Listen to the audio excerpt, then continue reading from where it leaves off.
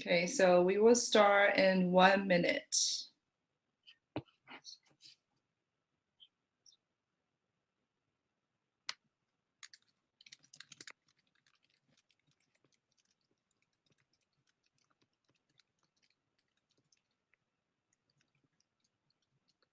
It's 10 o'clock. Great, thank you.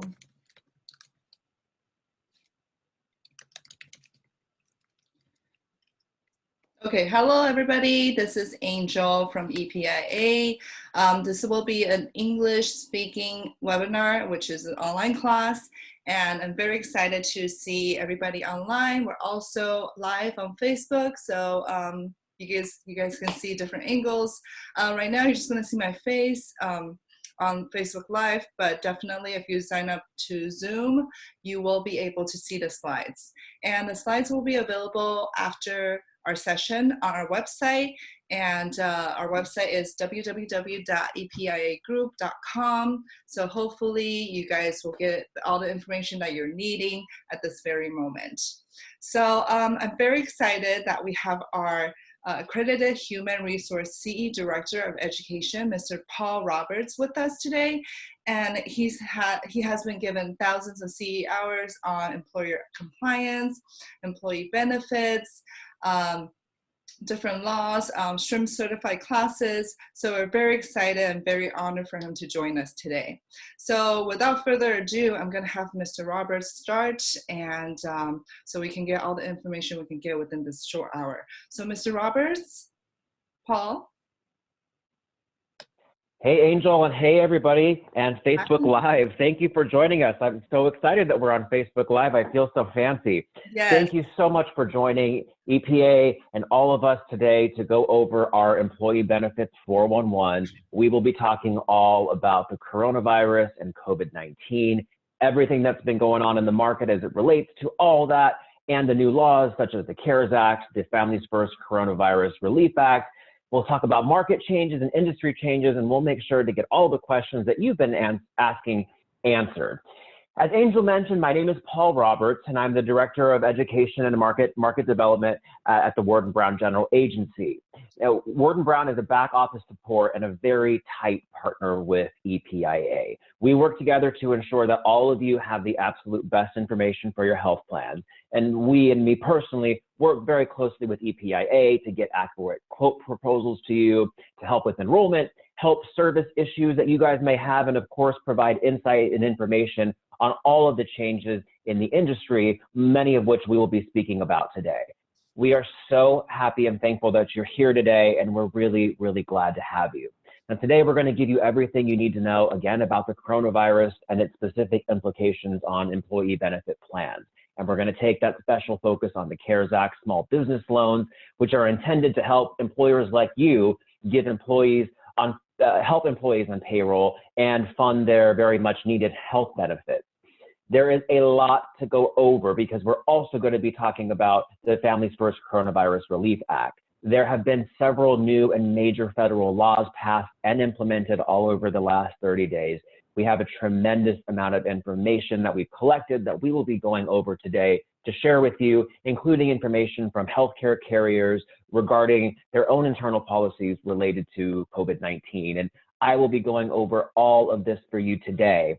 As Angel mentioned, if you have any questions that arise during the webinar today, please send them our way through the chat box, which she is monitoring. She and EPIA will be following up with you during the webinar and after the conclusion of the webinar. If you get signed out or have trouble hearing us and you're on Zoom, please log back in using the same URL you used to join the presentation today. And if you're on Facebook, then just hit refresh, and thanks for watching us on Facebook Live.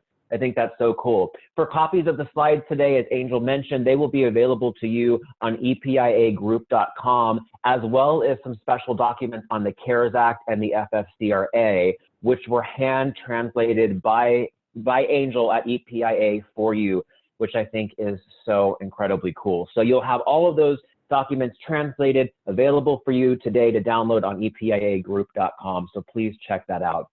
As Angel mentioned, my name is Paul Roberts. I know I got a presentation to share with you today, so unfortunately, because of that, I'm unable to share my video camera, but that's what I look like. That's who I am. And again, I am the Director of Education and Market Development at the Ward & Brown General Agency, a very strong partner with EPIA, and we're so happy to have you here. It's important to let you know, though, that the stuff we're going to be going over today is not intended to be specific legal, medical, financial, tax, or other advice, because the information that we're giving you is simply not that. It's very important for you employers to know that for full compliance with the law, it is always, always a good idea and strongly recommended to seek legal counsel to ensure compliance with the law according to your own specific circumstances. Also, it's important to understand that what is in place right now for the CARES Act and FFCRA might not necessarily be in place tomorrow. Now, the laws themselves are not actually changing. I'll go over some of the phases that have been rolling out from Congress, but the laws themselves are not actually changing. However, a lot of these laws, all of the laws, have been enacted urgently and in an emergency status immediately. Therefore, these laws did not get to go through the typical procedures that a new law normally does, such as how will these laws be applied in real life. They weren't able to figure those things out. They had to write the laws, sign them, and act them immediately. The Department of Labor, Health and Human Services, IRS, are releasing regulations that explains how these laws will actually be applied, even though they have already been signed into law. With that, they are continuing to release information that might change the way some of the laws are applied. Just be aware of that. Also, under all circumstances, for all things in the benefits industry and HR industry, it's always imperative and critical for employers to treat all similarly situated employees the same under all circumstances. So if you make an exception or provide situational accommodations for one employee, you should do the same for all employees. Otherwise, you might end up with some discrimination challenges and end up in a courtroom, which you definitely don't want. So let's get into our presentation today. I told you there's a lot of confusion out there, and it's because the Congress had to act urgently and had to take immediate action to create emergency laws in response to this booming coronavirus that we've got. They firstly they're rolling this out in phases. Their first reaction they had to take was, okay, we've got this virus, it's booming, it's spinning out of control. We need to figure out how we can contain it and how we can create some type of a vaccine or a treatment for it because it's brand new. So first and foremost, we need to figure out an immediate plan about that. So they rolled out their very first response to coronavirus. That's phase one. That was called the Coronavirus Preparedness and Response Supplemental Appropriations Act. It's a tongue twister. It was signed into law just 35 days ago. It was the very first response from Congress about coronavirus, and it gave $8.3 billion of funding to look at creating coronavirus vaccines, research, and to figure out how we can handle the pandemic crisis we have on our hands. Of course, that only addresses the potential immediate remedy for vaccines and stuff, but doesn't address all of the other issues that we're having, since most of us can't work right now. So phase two came out. That's called the Families First Coronavirus Response Act. We'll be going into this in detail. This one was signed into law just a little over 3 weeks ago. It created $104 billion of service and funds available to help fund emergency paid sick leave and emergency family medical leave. These are new types of leaves. Employers must provide them to their employees if they are experiencing symptoms of the coronavirus, which we're going to get into in detail. But still, that phase didn't address the problems that businesses are having with having to meet their payroll, having to lay some employees off. It doesn't address the employees who have been laid off, who need some type of support and funds to help them pay their bills. So a third phase has been rolled out and introduced. That is the CARES Act, the Coronavirus Aid, Response, and Economic Security Act. That was signed into law just 2 weeks ago. That has a $2 trillion price tag on it, and the intention of that is to stimulate the whole national economy. So it provides loans to businesses to help them with payroll, to help them with employee benefits, and creates financial assistance to almost all Americans. The reason why there's confusion out there, like I said, is these are emergency laws, which means they were created very quickly and fast. When a law is created, the laws are written down and transcribed. Those are called statutes of the law. The problem is that a law doesn't necessarily answer all the open questions that can come from those statutes, such as, when do these laws go into effect exactly? You're telling me I need to provide paid sick time for my employees. Okay, I understand that, but how will I get funds in order to do that? How do I calculate my employer size? All those things are not addressed in the statutes. Those things are addressed by way of what are called regulations. Statutes require regulations. Regulations come from Health and Human Services, Department of Labor, IRS, and other departments that say how the statutes are going to be applied in real life. Those statutes normally come out as the law is created and signed, but because these are urgent emergency laws, that wasn't able to happen this time. Congress had to put them in, make them effective immediately, and the department said, okay, these are brand new laws, we got them, please be patient with us. We know we need to tell you how these are going to apply in real life. We're trying to figure it out ourselves. This is an emergency situation, so please bear with us. With that, they've said to stay tuned all the way through the end of April and likely into May and June as they continue to release regulations. I'll talk about some of the areas that they've yet to regulate that we expect to see forthcoming in the next several weeks here. I want to first start by talking about the third phase, which is the CARES Act, Coronavirus Aid, Relief, and Economic Security Act. From here on out, I will be referring to it simply as the CARES Act, which most people use to refer to this law. It created that $2 trillion economic stimulus package, and again, the intention of that is to stimulate the entire national economy in our country in the wake of the COVID-19 pandemic that we're facing. Like I said, it provides financial assistance to Americans and to businesses and a bunch of other things. It was signed into law just 14 days ago, so this is happening really quickly. Some of the key items it did is it expanded unemployment insurance.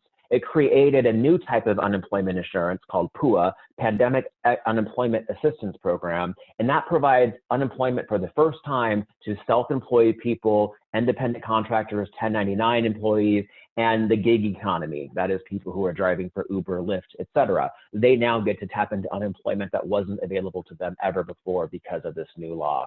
It also extended emergency additional leave provided under unemployment for an additional $600 per week, and it allows people to take unemployment for an additional 13 weeks outside of what the traditional unemployment usually allows. It did many other things, though. It also has an economic stabilization package for certain distressed industries. Now, these are not all of them, but we all know that the airlines are being hit very hard.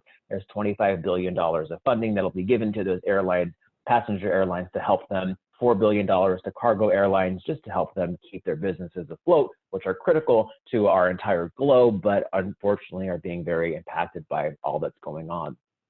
What I want to talk to you about today about the CARES Act is what's called the CARES Act Paycheck Protection Program. PPP is what it's referred to in the industry. You see PPP, that means Paycheck Protection Program. It created $350 billion of funds that are available to use employers now on the call who have been impacted by COVID-19 and are unable to operate because of that or have problems meeting payroll. I'll talk all about that in a moment. It also created business tax credits and employee retention tax credit. It's a different type of subsidy that's provided to businesses to also help them fund their payroll. We'll talk about those things today. And also, of course, it allows individual rebates. So almost all U.S. residents with adjusted gross incomes of $75,000 or less will be getting a $1,200 check from the IRS to help stimulate the economy. Unfortunately, we know all of that will be going to people's regular bills and rent and stuff, so it won't really stimulate the economy as they intended. Congress has noted that they are planning multiple phases after this. They're working on it now. We will definitely see more help and support created as Congress continues to grapple with the effects of this pandemic. So I want to talk about the Paycheck Protection Program. Like I said, there's $350 billion available to help small businesses there.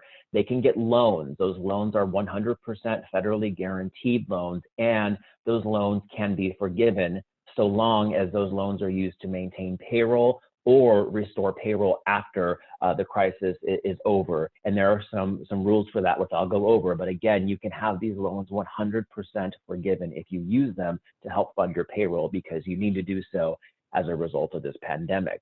Businesses can apply now. In fact, they were able to start applying for this 1 week ago today. That was last Friday on April 3rd. I told you for the first time, self-employed individuals and independent contractors can tap in to some support. They can also take advantage of these loans beginning today, April 10th.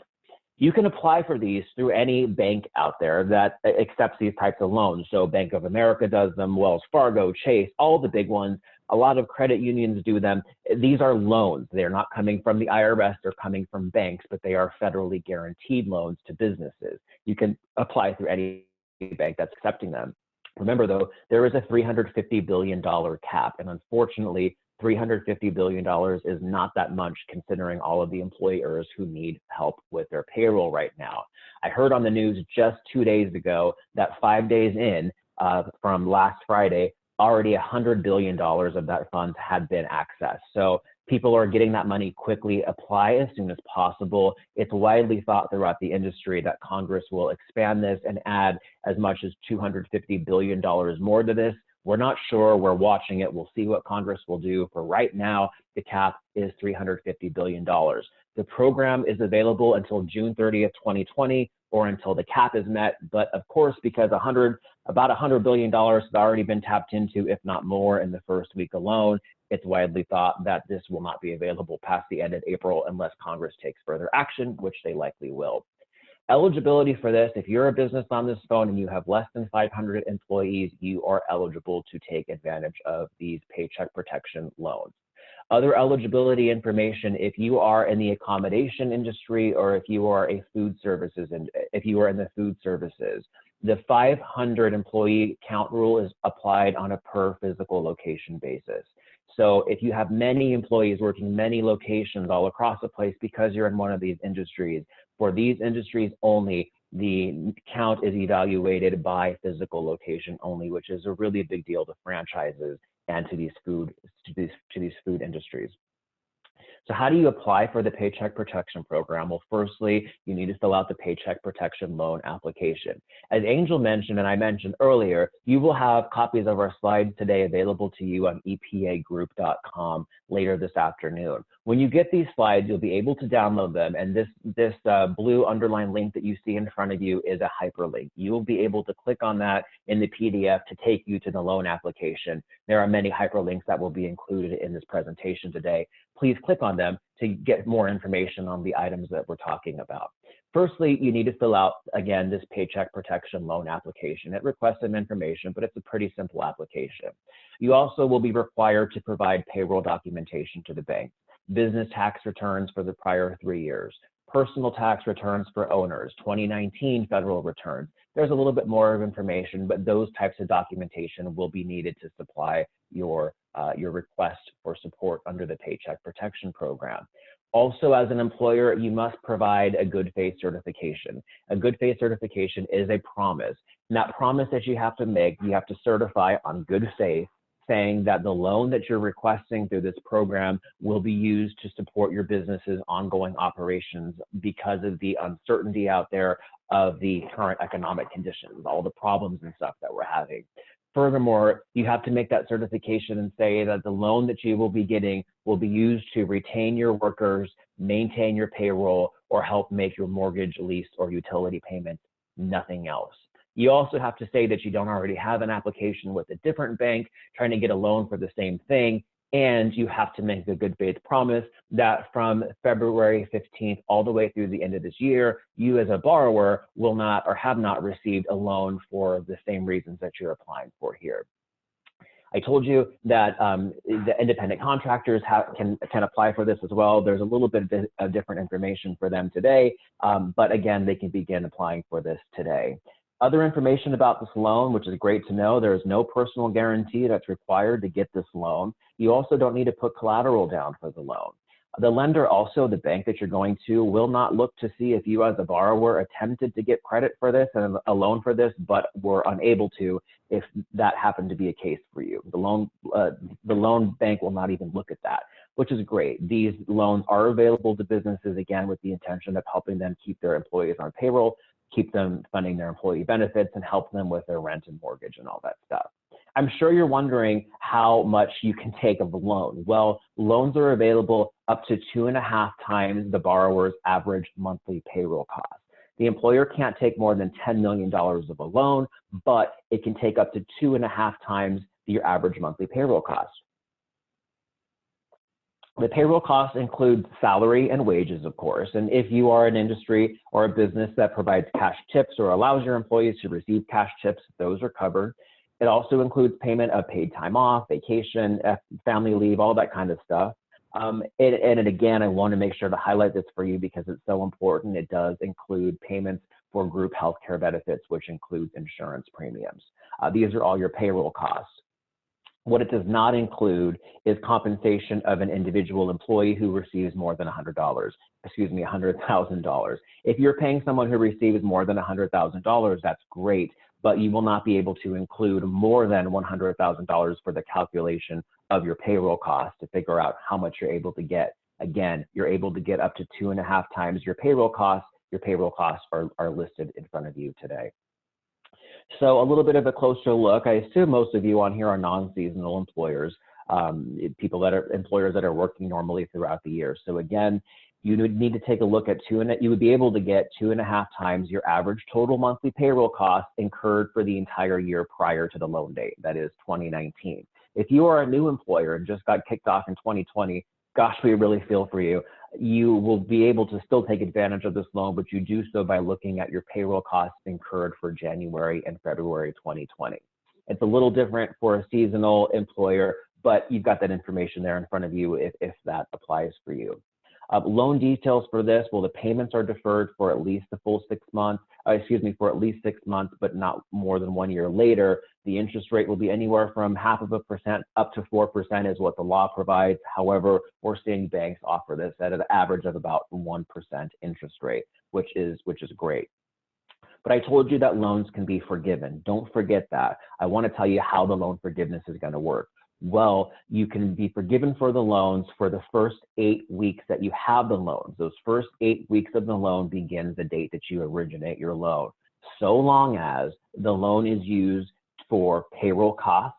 Remember, we went over all that, but that does include healthcare benefits.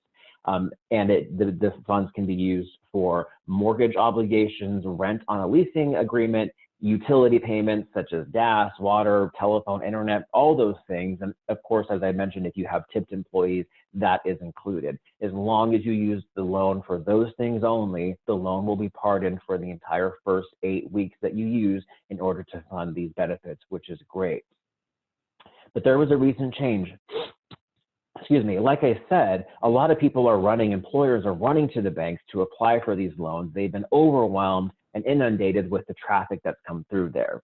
And so the banks are saying, we want to make sure that these funds that we're giving to people are really going to be used on payroll costs. That is, to provide payroll and health benefits to help employees stay on payroll so that they don't have to jump into unemployment. They don't get let go from their employers to help them during these wild, wild times, especially for these first 8 weeks right now. So there was a recent change that said we will forgive the loan for the first 8 weeks for this reason, but you will not be able to spend more than 25% of the loan that'll be forgiven on things that are not payroll, which is rent, utility payments, etc. What they want to ensure is that you will not get this loan and spend more than 25% of it on your rent and all that stuff.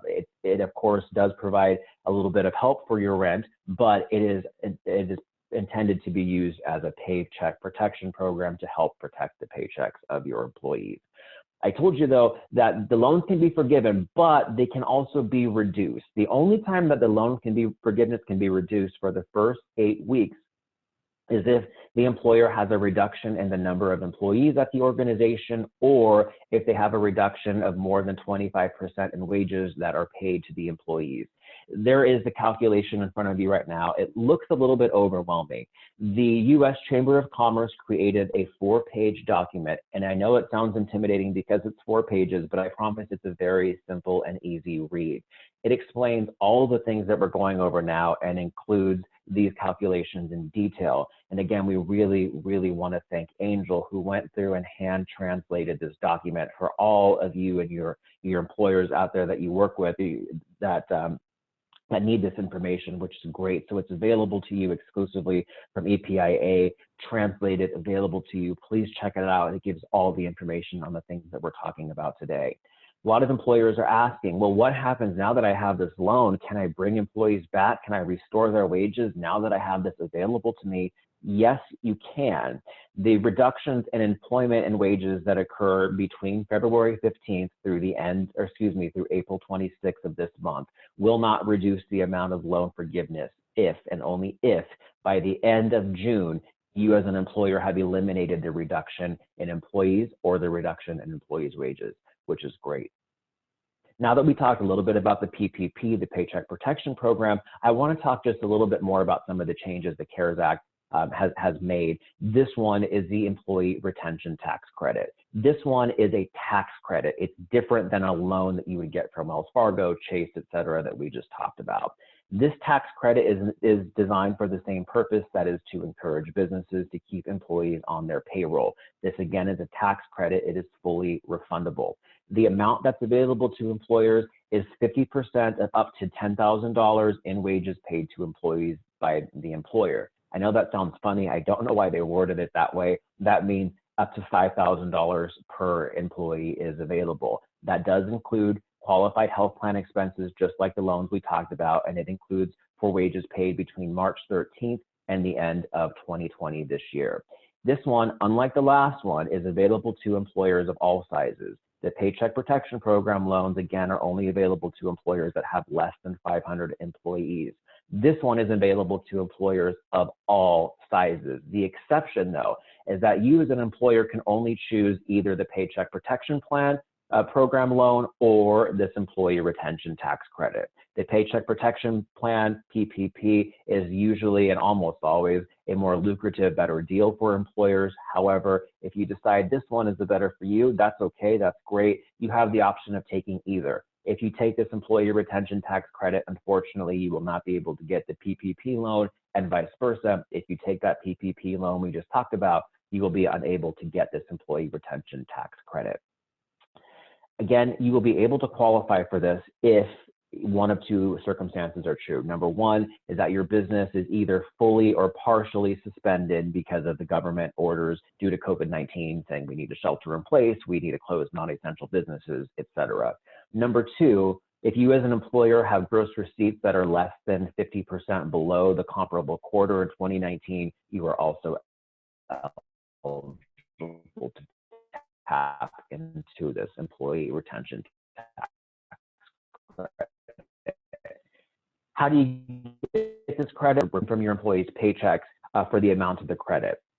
If your employment tax deposits are not sufficient to cover all that, you can seek an advance payment from the IRS by submitting a new form they have, Form 7200. Again, when you get these slides, you can click Form 7200 to be taken to that on the website. We're going to be speaking about the Families First Coronavirus Recovery Act. That allows certain paid sick time to employees under a different part of the law, Phase 2. That part of the law will pay for some employees to have paid sick time, paid emergency leave. We'll talk about that in a moment. The portion of the law that gives payment for those leaves it covers those leaves only. You can't use the Employer Retention Tax Credit or Paycheck Protection Loan to pay for something that the FFCRA will be paying for. And I'm going to get into that in just a moment here, just so you know that's how that works. Some changes out there that came from COVID-19, from the CARES Act related to COVID-19, in addition to the credits and the loans we talked about. This is a really big one. The CARES Act says that all testing of COVID-19 is to be covered by private health insurance plans without cost sharing. That means for both fully and self-insured plans, all testing of COVID-19 is covered for coverage. The coverage extends to any services or items provided during a medical visit that will result in testing or screening of a healthcare, which means if you go to the urgent care, you go to the doctor's office, you maybe don't even go in there for COVID-19 and they say, oh boy, you need to be tested for this. That is covered. It's part of your plan as required by the CARES Act. That went into place on March 15th. Right now, it has no end date because we don't know when the end of the public health emergency will be. Federal law will say when that comes. Hopefully, it's sooner than later. When the federal government says that is when this expires as part of the CARE Act. Also, We are trying very hard as a nation to figure out how to deal with the COVID-19, how to treat it. We don't know how to cure it, as all of us know on this call. But there are lots of sample tests. There are lots of experimental tests, that are being developed that may or may not work. Normally, plans are available to pay for services and experimental treatments, not experimental treatments. Plans are able to pay for treatments as long as they've been approved by the FDA. But right now, because this is such an urgent and emergency situation, the FDA simply cannot look and evaluate at every single conceivable treatment that's out there that may or may not work for COVID-19. The CARES Act says that health plans must provide cost-free testing beyond the testing that's solely approved by the FDA, because there are more tests that are being developed that may or may not work. The law says that health plans have to cover those because of the urgent situation that we're in. Also, they made some changes to HSAs and high deductible health plans. For you that have employees with high deductible health plans, those high deductible health plans will now cover telehealth services before patients meet a deductible. Under normal circumstances, for a high deductible health plan, which a person needs to have in order to contribute into an HSA, the rules say by the IRS that the plan cannot allow any services until the deductible has been met, with the exception of wellness. Well, right now, people need to get into their doctors, and the doctors are encouraging them to do so via telehealth if that's available, video conferencing. The law says high deductible health plans can now provide this before the deductible, and it will not jeopardize the status of the plan because of the urgent situation. That will sunset at the end of this year. At the end of next year. Also, this is a major breaking one, which is great and welcomed by the entire industry. If you have FSA plans, if you have HRA plans, or if your employees use HSA plans or HSA banks and accounts, they can use the tax-free dollars in those accounts to now pay for over-the-counter medication without having a doctor's prescription. Before this change was made, a person was able to go buy Tylenol and Benadryl, whatever it might be, from Walgreens, Rite Aid, and use their tax-free dollars from one of these three accounts, so long as a doctor wrote a prescription for it. Well, our health systems are being inundated and overwhelmed, so the lawmakers said, we're going to go ahead and remove that. If people need to go buy themselves some type of fever medication or whatever it might be because they might be experiencing COVID-19 symptoms, we're not going to require them to go see a doctor because doctors are so overwhelmed. So that's a great thing. That one does not have an expiration date. That will be a change that will last indefinitely for FSAs, HSAs, and HRAs, which is awesome. Also, menstrual care products are now considered qualified expenses for FSA, HSA, and HRA, which is great, which means that women can buy tampons and pads and stuff and pay for them with pre-tax dollars if they have one of these three plans. Also, the CARES Act amended ERISA. We'll talk about more of that in a moment. But the administrators said, look, at the Department of Labor and the IRS, we know that there are a lot of things you need to comply with, but unfortunately, you're trying to figure out what to do with your employees. Many of you guys, most of you guys are not even working at the office. We understand it can be really difficult to keep up with the deadlines and compliance requirements that we have for benefit plans. We're going to relax filing deadlines. We're going to relax enforcement a bit because we understand the hardship. So just know that enforcement is going to be relaxed on things that otherwise would not be relaxed in the health insurance space. I want to talk next about the second phase, the Families First Coronavirus Relief Act. This one's going to be a big one for you employers out there who have employees who need to take leaves because of the COVID-19. I want to show you how quickly this law went into place. Firstly, on day one, mind you, this was just 30 days ago, the act was introduced. So 31 days ago, the bits of the law were just being written for the first time. This is a very, very quick law. So on day one, 30 days ago, the act was introduced. On day three, it went through the entire House of Representatives in Washington, D.C., and they said, we're going to go ahead and approve it. They never act that fast. But they were thinking about, after they approved it, and said, okay, well, actually, we want to make some technical corrections. So on day 5, 2 days later, mind you, this was just 25 days ago, they said, we approved it, but here are some technical corrections we would like you to make. Senate, please review them and let us know what you think. The Senate took it and said, okay, we got that, technical corrections look good, we're going to go ahead and approve it. The Senate approved it on day 7. Again, they never, ever move that fast. And then the law was signed immediately that same day as it passed the Senate by the president. The law went into effect on April 1st, on day 20, just 9 days ago. So this is happening really, really fast. And a lot of employers are scrambling to figure out what it means for them and how they should comply with these laws. Some of the highlights of the Families First Coronavirus Recovery Act, FFCRA, is it provides paid sick time to people that need to self-quarantine or are ordered to quarantine, or who have been required to take care of another individual. It also provides family medical leave that includes health benefit protection, and that is intended to help people who have to take care of their children, etc. We're going to talk about all of that right now. Some introductory information for you to know before we get into the details of this is that the FFCRA is effective on April 1st. So the law is in effect right now, and it will last all the way through the end of this year. If you have employees that started taking leave in March, I'm sorry for the employees, and we hope that they're feeling better, but unfortunately, the way the law is written is that the law is not retroactive. So these laws only begin, these protections, these payment protections and then job protections only begin for April 1st all the way through the end of the year. These provisions apply to employers with less than 500 employees.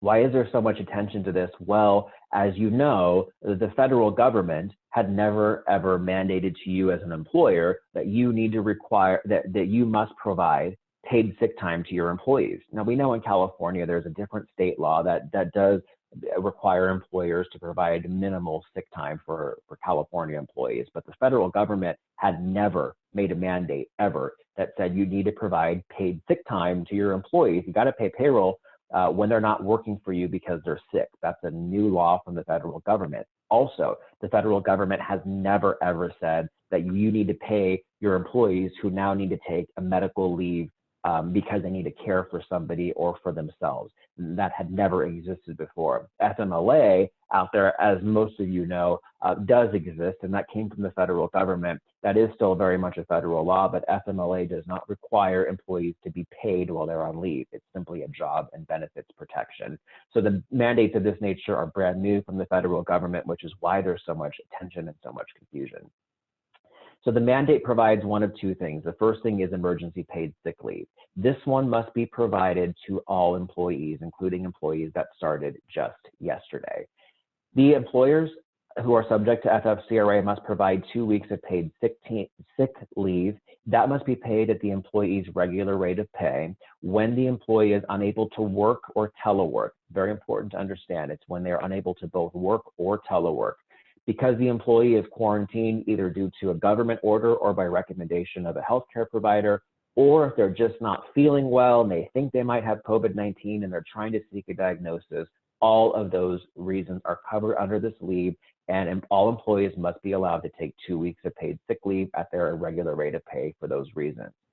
Also, the law says that employers must allow employees to take up to 2 weeks of paid sick leave. This time it's at 2/3 of the employee's regular rate of pay, again, when they are unable to work or telework because they're caring for someone who's been ordered by a government or recommended by a healthcare provider to quarantine. They need to care for a child whose school or place of care has been closed due to COVID-19, or because they are experiencing a substantially similar condition. This was added by Congress saying, we don't know how fast this thing is going to grow. If it grows bigger than what we can see right now down the line, we want to make sure to have a clause in the law that will make this law apply to that, and that's what that is. Remember, for this, health benefits must be maintained. The law also provides Emergency Family Medical Leave Expansion Act. This one applies to covered employers, again, with less than 500 employees. They must provide this leave to employees that it has employed for at least 30 days. Before, the ones we talked about are available to all employees, including ones that were just hired yesterday. This part is available only to employees that have been employed for at least 30 days. This is up to an additional 10 weeks of paid family and medical leave at 2/3 of the employee's rate of pay, again, because they have a need to care for a child or a child whose school or place of care has been closed due to COVID-19. Remember, for this, again, health benefits must be maintained. Covered employers for this, like I said, are employers with less than 500 employees. When a person requests leave, that's when you calculate your group size. Your group size is always calculated at the time the leave is to be taken, and you count all employees as full employees at your organization. So you count your full-time employees, part-time employees, people on leave, all of them count the same. You do a head count of your organization. If you're less than 500, then this law applies to you. Again, these are the qualifying conditions of FFCRA when a person is subject to a government order or has been advised by a healthcare provider to self-quarantine when they experience COVID-19 symptoms and are trying to get some diagnosis. If they're caring for someone who's been quarantined, subject to government quarantine order or recommendation of a healthcare provider to quarantine. If they're caring for a child whose school or place of care has been closed due to COVID-19, or again, that catch-all if they are experiencing any substantially similar conditions specified by Health and Human Services. These reasons will always be listed in this order because these reasons dictate different amounts of pay that must be paid. I want to go over them with you one more time. Firstly, for reasons 1 through 3, again, a person that's been ordered by the government to quarantine, has been recommended by a healthcare provider to quarantine, or is experiencing symptoms, not feeling well, and trying to get diagnosis. Eligibility, again, is all employees, including employees that started yesterday. As an employer, you must provide up to 2 weeks of paid leave for one of these reasons. Calculation of pay works like this. Again, you have to pay it at their regular rate of pay. The maximum, though, that you can reimburse yourself for from the government for tax credits for these purposes is $511 per day. And because you can only do it for a maximum of 2 weeks, 511 times 10 days is $5,110 total. If you pay your employees more than $511 a day, as an employer, you can step up, pay them a little bit extra, but the government will not allow you to take any more than $511 per day to help offset the cost of that by way of payroll tax credits. For reasons 4 and 6, this is when an individual is when an employee is caring for someone who's been subject to quarantine either by government order or by recommendation of a healthcare provider, or if they are experiencing similar conditions, that catch-all phrase. Again, this one, 2 weeks, all employees. This one's a little bit different because employees taking the leave must be paid at 2/3 of their regular rate. However, the IRS says the maximum that you will be able to take for your tax credits is $200 per day and a total of $2,000. So even if a person makes more than $300 a day, that's great. The maximum that the IRS requires you to pay them is $200 a day, and that's the maximum that you will be able to receive via payroll tax credits. Reason number 5, this one's a little bit different because some employers may not have to comply with this. I will let you know more about that in a moment. There's a small employer exemption for reason 5 and reason 5 only. This is when the employee is unable to work or telework because they have to care for a child whose school or place of care has been closed because of COVID-19. Eligibility for this, well, all employees are eligible for this for their first for the first 2 weeks of leave, including employees that started yesterday. An additional 10 weeks of leave may be provided to employees who have been employed for at least 30 calendar days. The duration for this, again, first 2 weeks is available to everybody, and then an additional 10 weeks of leave is available for those people who have been employed for 30 calendar days or more. Calculation of pay for this is similar to the one we just talked about. Employees who take leave shall be paid at 2/3 of their regular rate of pay, but the maximum, though, is $200 a day. So for some employees, they'll be able to take up to 10 days leave, that's $2,000 total, or they'll be able to take more than that, they'll be able to take up to 12 weeks for a total of $1,200. I told you, though, that there is a small employer exemption. It applies to that reason only, where employers have the requirement to provide leave due to school closings or childcare unavailability. Employers might be able to get out of this, providing this type of leave and this type of leave only, again, for item number 5. It is not, though, an automatic pardon for all employers with less than 50. All of the ERISA attorneys I've talked to about this said take very special caution if you're trying to get out of this one because it can be challenging.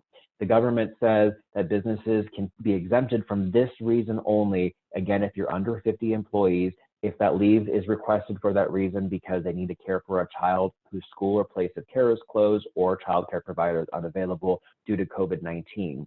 You also have to have an authorized officer of your business make a certain determination that the provision of leave, giving the leave to an employee for this reason only, will result in your financial obligations exceeding available business revenues, meaning that you cannot operate at a minimal capacity.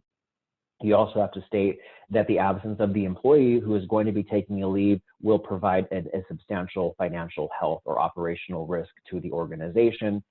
And lastly, you have to provide and make a statement that there are no sufficient workers who are able, willing, qualified, and available to fill in for that person, which would result in great hardship for the organization. I want to talk about accessing tax credits for this. Remember, the government will help you fund these leaves. They are available via refundable payroll tax credits.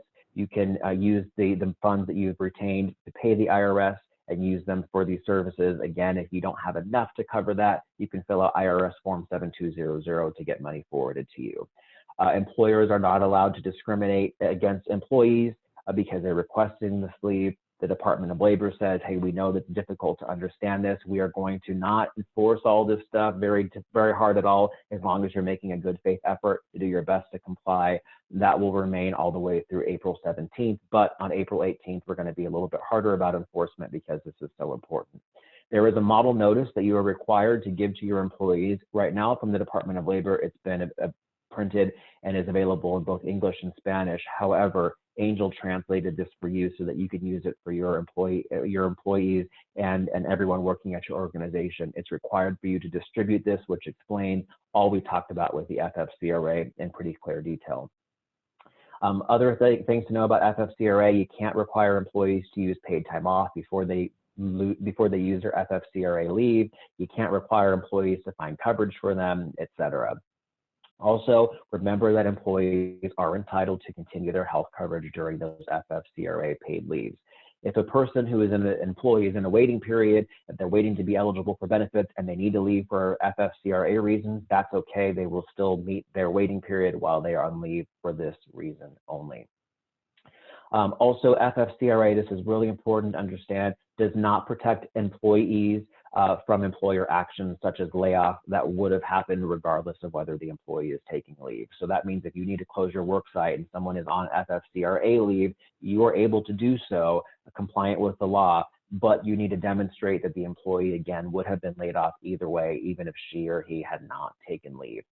Also, it's important to know that FFCRA does not change any other FMLA leave that had been out there, which a lot of people are wondering about.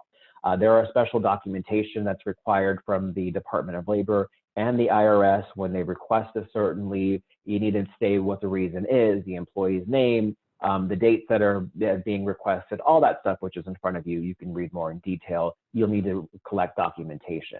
It's important to know that the employer cannot request more than what the Department of Labor and the IRS says. There is no requirement to get a written notice from a doctor. That's because doctors and our healthcare systems are overwhelmed and they don't want people to go there to bother them to get these notices that the IRS and Department of Labor don't even require. There's a little bit of different information that the IRS requires in addition to what the Department of Labor requires. It's pretty much the same thing. The big main difference is for an employee requesting the family leave credits to care for a child whose school or place of childcare is unavailable, they need to make a special attestment to say if they're caring for a child who is over the age of 13, so 14 and older, and they're doing so during daylight hours, they need to make a statement that a special circumstance is existing that requires the employee to provide care for those people, because generally a person that's 14 or older can take care of themselves just fine during the day. You need, as an employer, to keep information on this in order to receive the tax credit the IRS is giving you to help fund these types of leaves. The Department of Labor has released a ton of FAQs. Again, those are regulations that say how all of these things we're talking about are going to be applied to your businesses, because I know you have some questions. I wanted to highlight 4 of the big ones that I think will be really helpful to you. The first one is, if my employer closes my work site while I am on a paid sick leave or on expanded family medical leave, what happens? Well, the employer has to pay you under FFCRA for any leave used before the work site or the employer is closed. However, once the employer is closed, the employer does not need to pay the employee for dates past the work site closure, excuse me. Employees in this circumstance will be eligible for unemployment. Also, if my employer is open, but if my employer furloughs me on or after April 1st, when this law went into effect, can I receive the FFCRA's paid leave? Fortunately, you can't, because if an employer furloughs an employee because it doesn't have enough work, then that employee cannot take the FFCRA's paid leave. This is a leave that helps employees take a leave when they are required to work. Also, if my employer closes my work site on or after April 1st, again, when this law goes into effect, but it tells me it's going to reopen in the future, can I receive the FFCRA paid leave? You can't while the work site is closed, but you might be eligible for unemployment. And that does apply even if the work site is closed for just a very short period of time. How about if my employer reduces my scheduled hours? Can I use the FFCRA's paid leave for the hours I'm no longer scheduled to work? And for that, no, you can't, because the employer is reducing your work hours because it simply just doesn't have enough. You as an employer don't have enough work for the employee to perform. It's not necessarily in response to a COVID-19 qualifying reason. However, you might be able to take qualified FFCRA leave for a COVID-19 reason if it prevents an employee from being able to work a full schedule that the employee is scheduled to perform. I want to let you know too, now that we've covered FFCRA and CARES Act, I just want to let you know about some other changes and things to know about. Firstly, there have been no changes so far that have been announced to the ACA. It's thought that the IRS will likely tell us some more things that will be pardoned about the ACA, but right now the IRS says, bear with me, we're trying to figure out how to get these payroll tax credits to people, how to get, or to businesses, how to get the Paycheck Protection Loan program going out there, how to get the stimulus package to all taxpayers. That's really important right now. Then we'll talk about the ACA. Just so you know, there have been no changes to the ACA, but that will likely be coming. Also, the IRS, as you likely know, extended tax filing for businesses and individuals all the way through the middle of July. If any of you out there are working in San Francisco or you have employees working in San Francisco, then you are likely aware of the San Francisco Healthcare Security Ordinance, which requires employers with employees in San Francisco to make healthcare expenditures on behalf of their covered employees in San Francisco, either by making a city option payment or by paying for health insurance. Employers with employees in San Francisco have a very laborious reporting requirement due on April 30th every year. However, in 2020, that requirement has been completely removed because of the hardship we have right now. Some state exchanges are offering special enrollment. So for Covered California, people can go get individual coverage in Covered California now all the way through June 30th. As state exchanges, though, have opened up to allow enrollment, many of the small group carriers that you guys have worked with have also decided to offer a special open enrollment period for employees or dependents who previously waived group coverage, who now wish to enroll in the plan in response to COVID-19. So United Healthcare and California Choice, for example, have a special enrollment window open, available to enroll members right now back to April 1st. Anthem Blue Cross recently extended its special enrollment window for April 1st enrollment. Aetna, Blue Shield, and Kaiser had that for 4/1, but unfortunately that window's expired. However, they still have that window open to enroll new members for a 5/1 effective date. If you're submitting applications to the carrier, please indicate that they are being submitted for COVID-19 special enrollment. And of course, please check with EPIA for more information on special enrollment opportunities that might be available to you through your health plan and your health insurance carrier.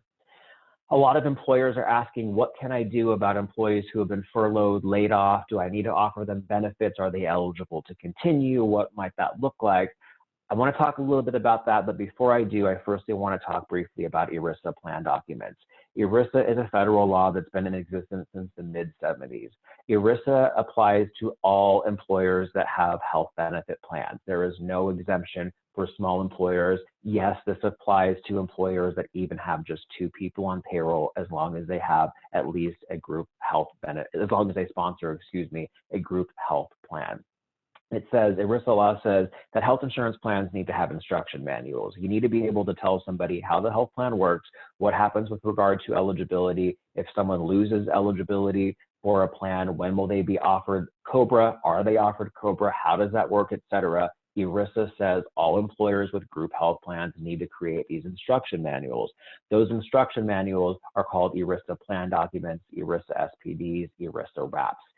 The plan documentation under ERISA is a legal document that governs the plan. Employers are required to create these documents themselves. They do not come from the carriers, they come from the employers, because the employers have a say as to which employees are eligible and which ones are not. For example, is an employee who works 20 hours or more at my organization eligible for benefits, or is it 30 hours or more? Is it 40 hours or more? If it is 30 hours or more and they drop to 20 hours, what happens? All of those things are required by ERISA to be included in plan documents. It's imperative to know that firstly, the law requires all employers to have these if they have a group health plan. However, we know many small employers don't have these plans, even these plan documents, even though the law says they need to be there. If you don't have these plans, it's highly recommended, these plan documents, it's highly recommended that you get them. Please speak with EPIA about that for help on that. Secondly, if you do have these plans and when you do have these plans, it's imperative for you to take a look at them to make sure that you review the eligibility information included in those plans so that you can operate your policy in accordance with your own procedures. There will likely be information in the ERISA plan documents about what happens during a furlough, layoff, or reduction in force. Now, all three of these terms describe actions that are intended to achieve cost savings by reducing a company's payroll costs. Even though these three words have been used interchangeably, their true meanings are very different, and I want to go over them briefly with you right now. Again, check your ERISA plan documentation to see what happens in these circumstances for your employees if you have them. A furlough is an alternative to a layoff. It is a mandatory, although temporary, unpaid leave. It is not a separation from payroll. It's just saying, we are not going to have you come into work today. We're not going to pay you, but you are going to be continued to be employed by my organization. The goal here is to spread the majority of a hardship an employer has among all employees rather than just eliminating the positions of a few employees. For example, very simple illustration, if you as an employer need to reduce 20% of your payroll costs, instead of eliminating and terminating 20% of your workforce, what you can do is you can eliminate or you can reduce everyone's schedules by 20%. So you keep everybody employed, but everybody's working 20% less. That's a very simple illustration. There's a lot to consider when you do that. That's just so you know that's how a furlough works. It is not a separation from payroll, which can impact group health plan eligibility. A layoff is a little bit different, though. It is a separation from payroll. Sorry, we're not going to have you work here anymore. However, we are hoping as an employer that the separation is only going to be temporary. So again, that's a little bit different. This one is a separation from payroll, but the hope is that it's going to be temporary. Please come back when we have more work. We hope that you can, but for now, we're going to separate you from payroll. That can also impact benefit eligibility. A reduction in force is completely different. That's when the position is eliminated without the intention of replacing it. We asked our small group carriers about waiting period requirements for employees who have been terminated from their policies resulting from a layoff, who are then rehired by the employer when the employer has more work for their employees. Most carriers out there have told us that as long as the policy remains active, they will allow employers to waive the waiting period for rehires who come back to work from the layoff. It's not required to waive the waiting period for these employees, so it'll be up to you, the employer, and your own policies to decide on whether the waiting period will be waived for rehires or not. Check with EPIA, though, for information on your specific health plan, and make sure to check with your ERISA paperwork and documents if you have them. Also, I want to speak briefly about COBRA. We're going to wrap up here in a few moments. I want to talk briefly about COBRA. COBRA will apply to you if you are an organization in California, regardless of your size. It'll either be federal COBRA or Cal COBRA. If you are listening to us from outside of California, you are subject to COBRA if you have 20 or more full-time or full-time equivalents for 50% or more of the typical working days of the preceding calendar year. COBRA requires employers that are subject to it. In California, it's all employers. They must allow the opportunity for an individual to continue coverage on their health plan once they've lost eligibility for that health plan due to what's called a qualifying event. That is, if they get terminated from the employer, they lose eligibility for the plan because they're no longer working hours, they've been terminated, they've been laid off, whatever it might be. If they had a group health plan, COBRA requires an employer to offer the opportunity for a person to continue that plan upon the experience of such event. However, it's important to know that coverage can only be continued under COBRA if the employer has a plan that remains in place.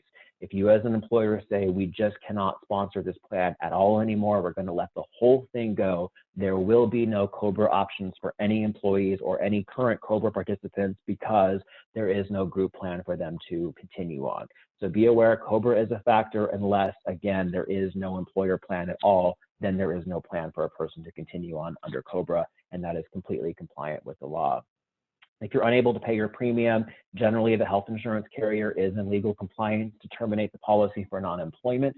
The California Insurance Commissioner issued a request to insurance companies. It's not an order saying it would be nice for you guys to allow a 60-day grace period for payment of premiums. That does not apply to most California plans. In California, our plans have oversight by the California Department of Managed Healthcare, who has not commented. Remember though, when an employer policy is terminated, again, COBRA continuation is not available. So consider that if you don't pay your premiums in full, health insurance carriers can terminate the policy. Most carriers out there have not provided information on offering any specific extended grace periods for premiums. It's really important to remember that the carriers are still responsible for processing claims and paying providers and hospitals on a timely basis, which makes it really difficult to delay premium processing. But if you think that you'll be late on a premium payment, please reach out to your carrier's billing department, and EPIA, of course, can also help you. Most carriers have advised that they're going to be reviewing things on a case-by-case basis. So if that's you, hopefully they will be able to help you out. It's important to know, though, that all payments set up with automatic ACH withdrawals will be credited on the usual date. If you have any concerns about this, please reach out to your carrier to discuss immediately, and of course, reach out to EPIA for help. If your employees are unable to pay their premiums, well, just remember that the carrier can contractually terminate the policy if that's the case. You can still collect employee premiums while people are on leave. That's completely okay, but remember FFCRA requires that you keep jobs, pay, and benefits for one of those reasons. Are employees eligible to continue benefits if they're not working? Well, yes, under FFCRA during those leaves. Remember to check your ERISA plan documents. If you don't have those, check your employer evidence of coverage EOC document, which is a document that carriers create that might have information on eligibility. We know many employers are reducing hours or have employees that are on leave or in furlough in response to COVID-19. Many carriers have told us it would be up to the employer to notify the carrier of changes in eligibility status when an employee loses eligibility for a plan. Many of the major carriers out there, though, including Aetna, Anthem, Blue Cross, California Choice, Kaiser Permanente, and United Healthcare, have all specifically addressed this question. And they said that they are going to waive the eligibility requirement of hours worked for existing groups to keep coverage in place for employees that are just not actively working full-time eligible hours. If you as a company choose to continue to offer benefits to these employees, the benefits, though, must be offered again on a uniform and non-discriminatory basis. Also, if you're wondering if you can change your benefits now outside of open enrollment, yes, you can do that generally, your employer contributions. Yes, you can do that, but it's always best to consider consulting legal counsel. Check your ERISA plan documents to make sure that that option is available.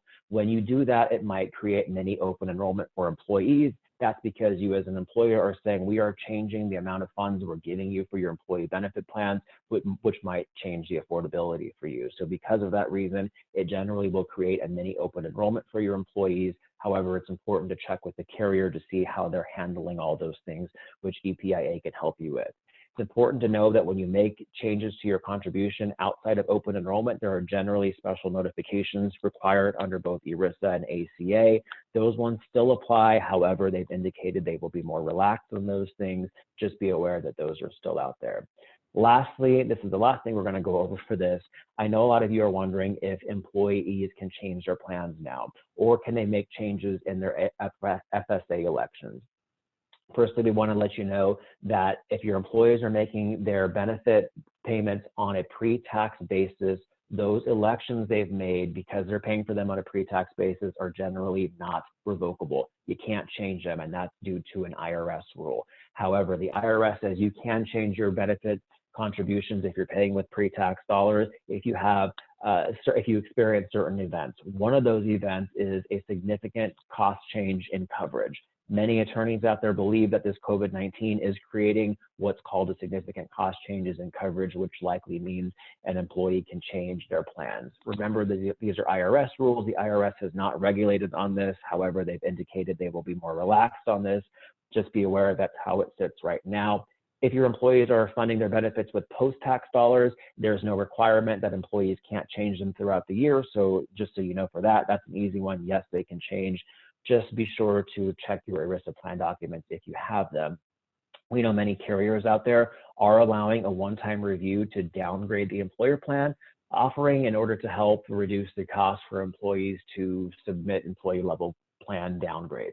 Aetna, Blue Shield, California Choice, Kaiser Permanente, Sharp, United Healthcare, and Western Health Advantage are all offering this. But some carriers have specific requirements, and they are all a little bit different.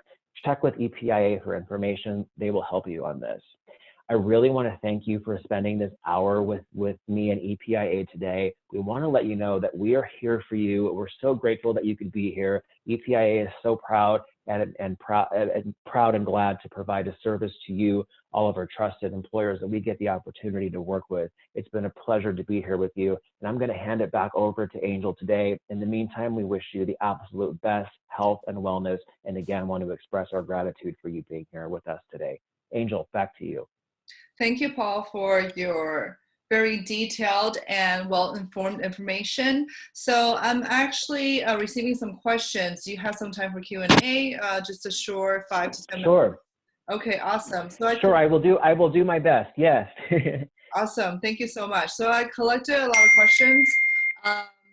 Okay, sorry. There's a lot of. Okay. So number one is for PPP. The question is, for PPP, 8 weeks of DDP after taking a loan, meaning the day of 8 weeks is counted starting at number 1, the date on application, or number 2, date of loan approval, or number 3, date of funding, or number 4, can you select a date to start? So the law says it's as of the date of origination. Remember, I told you that the statutes of the law say a certain thing, but they leave a lot of open-ended questions. Those are one of the open-ended questions that statutes can't always answer. So it says that the loans are forgivable for 8 weeks beginning on the origination of the date loan. What does the origination of the date loan mean exactly? That can be a loaded question. Those types of things will be continued to be evaluated, and we'll get more advice from the Department of Labor and IRS on those. I can tell you right now that the banks that you'll be going to apply for these loans will have that information. It's likely that they will all see that a little bit differently.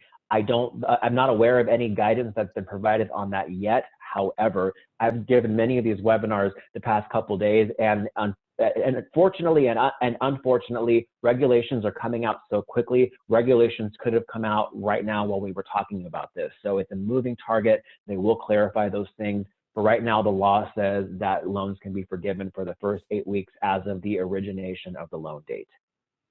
Yes, that's why it's so important to stay up to date. So just a little bit of background. I just let you guys know that when I was talking to Paul yesterday, basically going over the finalization of this webinar online class, he was still giving webinars maybe every other hour. So thank you, Paul, for doing this for everybody. You have the most updated information, and thank you for sharing. So our next question is also PPP. She shared her information. It was really difficult for her to apply. So what do you have in terms of like this rush of PPP applications, solutions, and future trends? Well, like I said, this law is happening very, very fast. So it was enacted really quickly, and the law was given to the banks, and the banks said, the law says, banks, you need to figure out a way to get this money to you. We will help you figure out how we will figure out how to make you whole for that from the IRS. In the meantime, we don't have time to figure out how that's going to work beforehand. So you need to give these loans out immediately. And so the bank said, okay, well, we had to comply with the law. We will do that, but we are going to brace ourselves for a lot of questions that we won't be able to answer. We're going to do our absolute best. That's just kind of the climate and why it's so important to stay up on this, Angel, as you mentioned, because there are so many changes that are happening now because these laws are enacted so quickly. I have seen several reports on the news that yes, it is challenging to get these loans only because almost all employers have been impacted, unfortunately, by COVID-19, all of whom are running to Wells Fargo and Chase and all those banks and are completely overloading them with the need for support. So they have been overwhelmed. They're doing as best as they possibly can to keep up with all this. However, be aware that the banks themselves are also waiting for guidance on the IRS as to how this stuff is actually going to work. We just don't have time to wait for those things to come out before enacting this because we need help right now. So unfortunately, it's just kind of a wait and see, and we hope that things will get better. In the meantime, though, because there is that $350 billion cap out there, it's still critical for you as employers to go out there and try to get this funds now because there is that $350 billion cap. And in the news report I saw just 2 or 3 days ago on the news, the $100 billion has already been tapped out, which means you need to get your applications in there now. Unfortunately, because of that, there is a bottleneck problem that we're having at the banks because people are running in there wanting to be one of the first employers to get these funds since only $350 billion is available. As I mentioned, it's likely that Congress will expand that amount of money that's available a little bit further in a phase 4 or phase 5. We're not sure yet. That's being talked about because $350 billion is a lot of money, but unfortunately is not enough. So they're going to figure out what they want to do about that. For now, we just kind of have to sit tight and wait and see what happens. Right. Yes. And especially some companies, if they're large enough, their cap is 10 million. So imagine if everybody applying is at 10 million, then money's going to exhaust really quickly. Right. Yeah. So time is of the essence. So talk to your local banker. And Magda actually had a question saying that some banks don't even know what forms they need. So definitely go to a bank that's well-versed in the PPP. And also if you can find personal assistance, someone that you're already doing business with, that'll be my personal experience. Okay, so number 3, FFCRA. The Pay Family First sick leave will be only credited from government through future payroll tax credit, correct? Apply the credit when it happens or wait after employee returns. That's the question. So again, you'll have to take a look at all of the regulations that are continuing to be released out there from the Department of Labor on the FFCRA. I just looked at the Department of Labor's website. They have a really comprehensive FAQ section out there that addresses issues specifically like this. In fact, they uploaded some more FAQs last night. I looked at it just about an hour and a half ago. There are about 80 questions on there that address these specific issues. Yes, these funds are available via payroll tax credits. You can use the money that you have withheld from employees' paychecks. Instead of giving that to the IRS, you can use that to reimburse yourselves for these payments. Again, if you don't have enough reserves for those payments, you can get a loan, or excuse me, you can get it advanced from the IRS using that form that was just released a couple days ago, Form 7. I can't remember the number exactly, but it's available to you on your slides for you to download.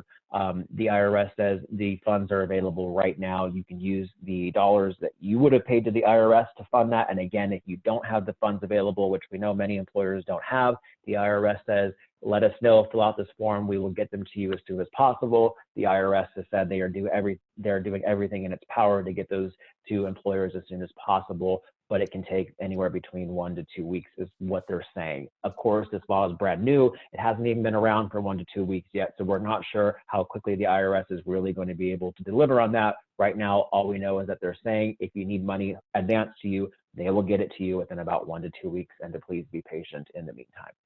Yes, thank you, Paul, for that information. And it's funny that you mentioned the FFCRA having 80 or so FAQ questions. If you need to access this website, it's actually on our website. We have a red banner with everything that you mentioned, linked to everything. So including how to see a teledoctor, how to apply for FFCRA, information on the CARES Act, everything on our website. I put it in the chat group. It's www.epiagroup.com. All right, so next question, real quickly. Okay, it says, Alba says, look like if businesses are if they're closed completely, then employees are laid off and they won't be able to join COBRA as well. So the answer is, I can answer that. It's yes, right? Well, yes and Yes, no. yes, So no. if the business is closed completely, Mhm. then and the employer says, look, because we've completely shut our doors, we are no longer going to be operating. We will not be able to pay our health insurance premiums anymore. We are therefore letting go of all of our financial obligations because we are just no longer operating as a business. Then there will be no COBRA options. Again, the only way for a person to continue on a plan via COBRA is if that plan it remains to be in place at the employer. If the employer says, look, we're going to terminate this employer plan completely at 100%, well, there isn't going to be no plan for a person to continue on because the plan doesn't exist anymore. However, if the employer out there says, look, we need to close temporarily for who knows, between 3 to 7 weeks, 3 to 8 weeks because of this COVID-19 thing, but we want to keep our benefits active, we're going to decide to do that, then in that case, a person would be eligible to continue on COBRA if they've lost eligibility for the plan, so long as that employer plan is in place. So really you need to take a look at whether the plan continues to be sponsored and in place by the employer. Yes, that's a much better answer. Also, they were asking if the insurance will have any gaps in it. Usually there will be not if they were to apply for Cover California, because it should be a continuous coverage if they choose to apply for Cover California. So I want to. So yeah, Go ahead. Real quick, a little bit about that. Yes, under normal circumstances, Angel, that's 100% correct. I'm so impressed by all of your knowledge on this, by the way. You're so sharp. There is a strange exception right now for COVID-19. So in California, anybody can go to Cover California right now and apply for individual coverage and get it as long as they do so by the end of June. Under normal circumstances, you can only apply for a Covered California coverage during open enrollment, which is usually around Christmas time. If you need to apply for coverage in the middle of the year, under normal circumstances, yes, Angela, what you said is right. If you lose coverage at your employer, you need to go apply for it within 30 days. That rule will always be in place. However, right now, because they realize there's so many people out there who don't have coverage but urgently need it here in California, a person can go apply for coverage right now at any time, regardless of if they've lost coverage or not with their employer. Yes, thank you for that updated information. So so one last question before we go. For furlough, how do we do about the current enrolled group health plan for employees that are temporarily laid off? I think. Can you say that one more time? I'm not sure if I understand that one. Yeah, I think it's two different questions because there's the laid off, there's also the furlough. So I think there's a two-part question. So let's answer. What do we do about the current enrolled group health plan group with employees that are temporarily laid off? Well, it depends. If they've 100% lost eligibility for the group health plan, they are no longer employed, they've been separated from payroll, and you as an employer said, well, because of that, we're going to terminate them from the group health plan, then they must be offered COBRA. Like I said, though, under normal circumstances, if a person is not working full-time hours that you've agreed as part of your contract with the health insurance carrier, if they're not working full-time hours, they're no longer eligible for the plan. They therefore must be terminated and COBRA would be offered as long as the plan remains in place. However, as I mentioned, a majority of the health insurance carriers out there, and EPA, I know you guys all have resources for this and can advise your employer clients about their own specific health plans, but the majority of health plans out there have said, we realize that a lot of people are having to temporarily lay off their employees. Remember, a layoff is a separation from payroll, but it is with the hope that they will be able to rehire these employees again when work resumes. Because of that, many carriers are saying, under normal circumstances, yes, you lay somebody off, they would need to be offered COBRA coverage, but we are allowing exceptions due to this COVID-19 environment that we would make an exception that would say you can keep a laid off employee on your plan so long as you continue to pay your benefits and let us know about it. Again, it's important for all of you employers to check with EPIA directly to see what your specific health plan carrier is saying, but the majority of them say for laid off employees, If the employer decides to keep them on due to this COVID-19 climate, that is okay. But again, it's up to the employer's discretion, and it varies all according to carriers. But that's about what most carriers are doing for layoffs. I see. Okay. Yes, thank you for all these new information, because we're also always learning every day. So I think it's really important for you to check in once in a while with us. And all right. Sure. So any other questions? I'm actually still open for questions. If there's no questions, what we're going to do is look at this last screen. We have info@epiagroup.com. That's our email. If you have any questions, just email us or call us at 626-912-1988. Okay. And we will also have the translation of the form that you're supposed to post or email or somehow get to your employees for compliance. And we also have the Chinese translation version available. So I want to leave you guys here with our website too, www.epiagroup.com. We're not going to be able to answer any questions on there immediately, but we do have a banner. I want to share with you the website right now of everything that you might need at this moment. So I'm going to share this. I'm going to share my screen now. 1 second. Okay, yes. Okay. So this is our website. And so basically it's this address, epiagroup.com. And on our first website, we have how to use Teladoc. We have the link to CDC. So we talked about it in the last webinar, saying that there's a lot of fake news out there, but if you go to CDC, is most updated information from the federal government.